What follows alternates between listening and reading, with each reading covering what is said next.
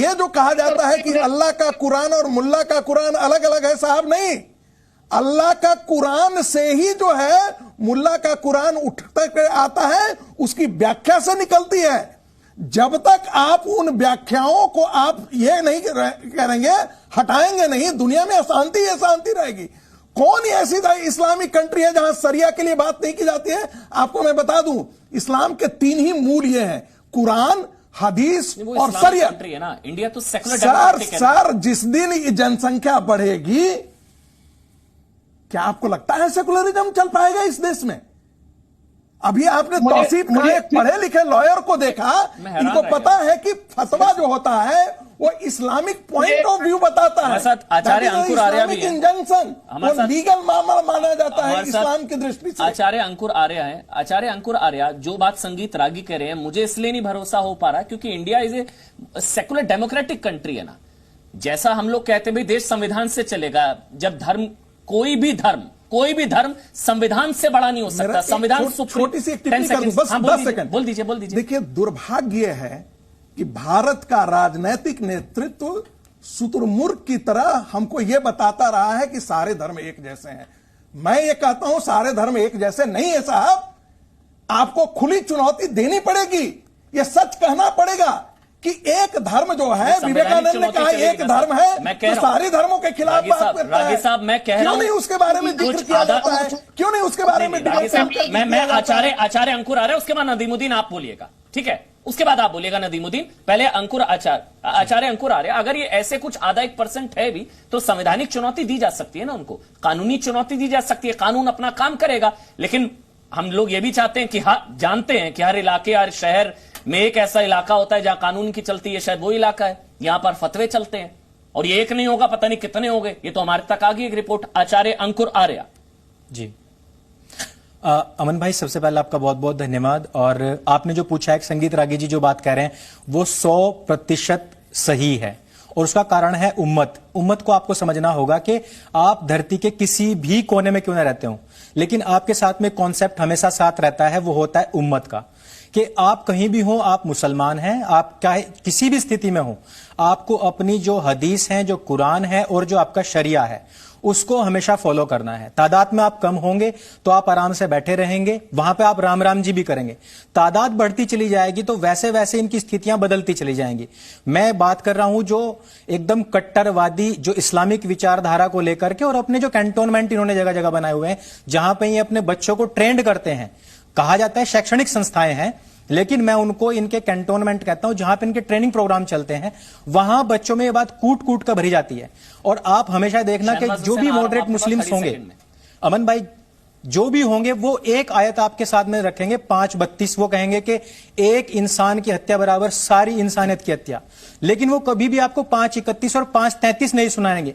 वो कभी नहीं आपको बताएंगे कि कहां पर लिखा हुआ है कि जो इस्लाम के खिलाफ जाएगा उसको सूली टांग दिया जाए, उसके विपरीत दिशाओं में हाथ पैर काट दिए जाए, उसको देश निकाला दे दिया जाए। ये सारी चीजें हैं जिनको बहुत रूडली पढ़ाया जाता है वहां पे। इसलिए मैं संगीत जी की बात का मैं समर्थन करता हूं। बिल्कुल सही कह रहे हैं। शाहनवाज हुसैन, कहिए आप। नहीं जी अमन जी, मैं मुसलमान हूं, बीजेपी का प्रवक्ता हूं, मैं कुरान और हदीस को मानता हूं, और मुझे चाहे वो एपीजे अब्दुल कलाम हो या वीर अब्दुल हमीद हो या तारिक फतेह हो या मैं हूं, हम डिबेट करने कुरान पे नहीं बैठे। अगर आप कुरान के खिलाफ कोई बात कहलवाना चाहते हैं तो मैं डिबेट छोड़ सकता हूं। ये हमारी पार्टी, मैं ये कहना चाहता हूं, ये खिलाफ नहीं है, ये खिलाफ नहीं है, ये पॉइंट है, इस पर आपको बात करनी चाहिए, सबको बात करनी चाहिए। नहीं, ऐसे नहीं बात है। नहीं, ये इस तरह की मैं एक बात जो कुरान में, मैं मुसलमान हूं, मैं बीजेपी में काम करता हूं, मुझे तो कहीं पर भी ये ट्रेनिंग नहीं दी गई है।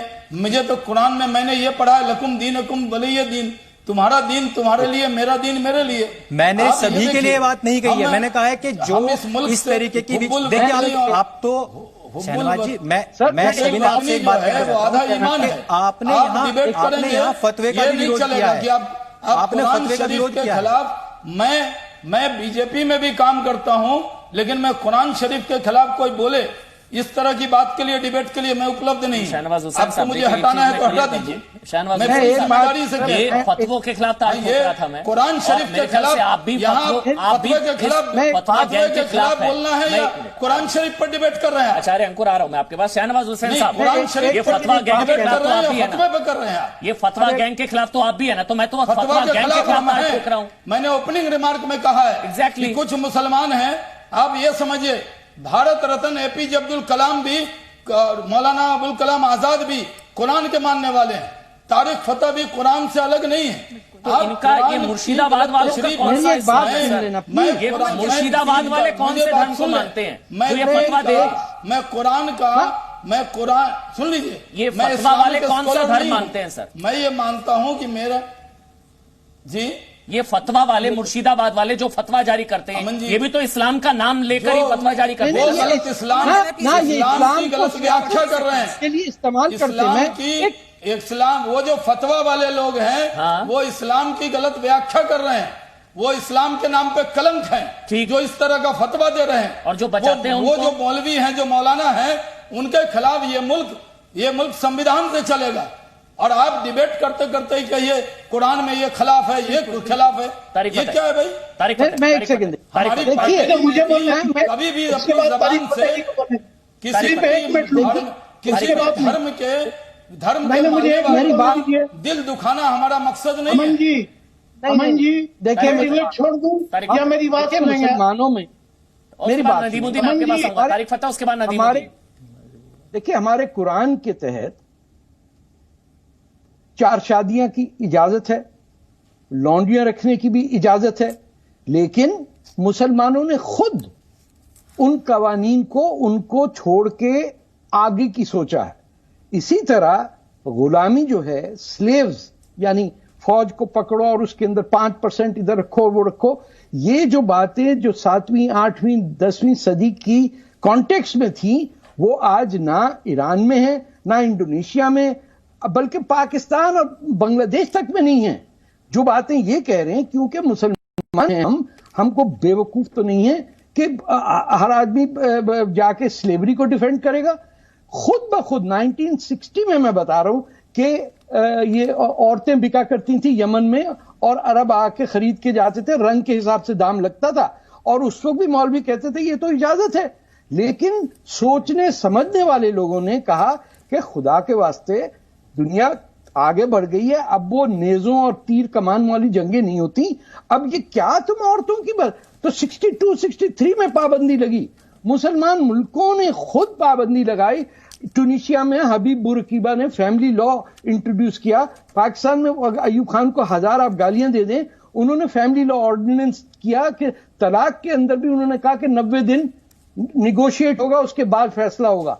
तो ये तमाम चीजें मुसलमान खुद अपने अंदर से कर सकते हैं। मेरे को मसला सर मुल्ला दिक्कत नहीं है, इस्लाम मेरे से को में रही दिक्कत है जो बचाते हैं। मुझे पता है आधा 1% है वो, अगर वो कुछ मुट्ठी भर इस तरह के शाहनवाज मौलाना साहब मान है। लेंगे। तारिक फतेह साहब, मैं जो शहनवाज हुसैन साहब कह रहे हैं मैं उसका सम्मान करता हूं। मैं भी बोलता हूं जब अब्दुल हमीद की बात होगी, जब एपीजे अब्दुल कलाम की बात होगी, वो राष्ट्रवादी मुसलमान। लेकिन अगर कुछ मुट्ठी भर मुसलमान हैं जो इस्लाम को बदनाम कर रहे हैं इस तरह की चीजें करके, लेकिन हमारी टीवी डिबेट्स में अगर कुछ लोग उनको बचाते हैं, जैसे तौसीफ अहमद खान, वो कह रहे कि नहीं इसमें क्या गलत है, अगर बच्चा बात नहीं मान रहा है तो उसके कैरम खेलने पर हम 500 रुपए का फतवा जारी कर देते हैं, तो इसमें गलत क्या है? उनके खिलाफ तो तारीफ ठोकनी पड़ेगी ना सर। उस पे मैं आपको सोल्यूशन दे रहा हूं, कह रहा हूं, मैं जो कह इस रहा तरह हूं के कि मौलवी 100, हैं 200 जो ये सब मुसलमान कहते जाके, हैं, उनके खिलाफ देखिए, बोलिए, कोई दिक्कत नहीं है। हाँ देखिए, मैं इसका इलाज बताता हूं। 100, 200, 300 हिंदुस्तान के मुसलमान जाएं और वहां जाके कैरम खेलें उसी शहर में। सिविल डिसोबीडियंस और गांधी जी की नॉन वायलेंट तरीका ये था कि आपने एक कानून बनाया उन्होंने, चलिए हम जाके इंटरनेशनल कैरम कंपटीशन करते हैं जिसमें सिर्फ मुसलमान होंगे, फिर देखते हैं कौन रोकता है हमें। आपको म्यूजिक नहीं सुनना, हम आकाशवाणी लगा देते हैं और वहां भजन भी सुनेंगे। और शहनवाज हम हुसैन तो 30 सेकंड, उसके बाद निकट संगीत रागी आ रहा हूं आपके पास। उससे पहले चलिए मौलाना नदीमुद्दीन बहुत देर से वेट कर रहे हैं। मौलाना नदीमुद्दीन पहले, मौलाना नदीमुद्दीन पहले, उसके बाद शहनवाज हुसैन बहुत देर से वेट कर रहे हैं। मौलाना नदीमुद्दीन बोलिए। संगीत रागी जी ये मैं इनकी ईशा कुरान करीम पर आपत्ति जताते हैं। डिबेट का यह मौजूद नहीं है। अब मैं बताता हूँ, कुरान करीम में 365 आयतें नॉन मुस्लिम के रिस्पेक्ट के लिए है, 15 आयतों का ताल्लुक सिर्फ मुसलमानों से। 97% आयतें जो है कुरान चलिए सर, ये क्लासेस बाद में ले लेंगे, मैं आयतों पर क्लासेस बाद में ले लूंगा। मैं अभी टॉपिक पे रहते हैं, मैं फतवों पर बात कर रहा हूँ, मैं फतवों पर बात कर रहा हूँ। आपको लगता है कि ये फतवा गैंग भारत छोड़ो आप सपोर्ट करते हैं इसको? बस बात खत्म। फतवा गैंग भारत छोड़ो, ये फतवा छाप मौलाना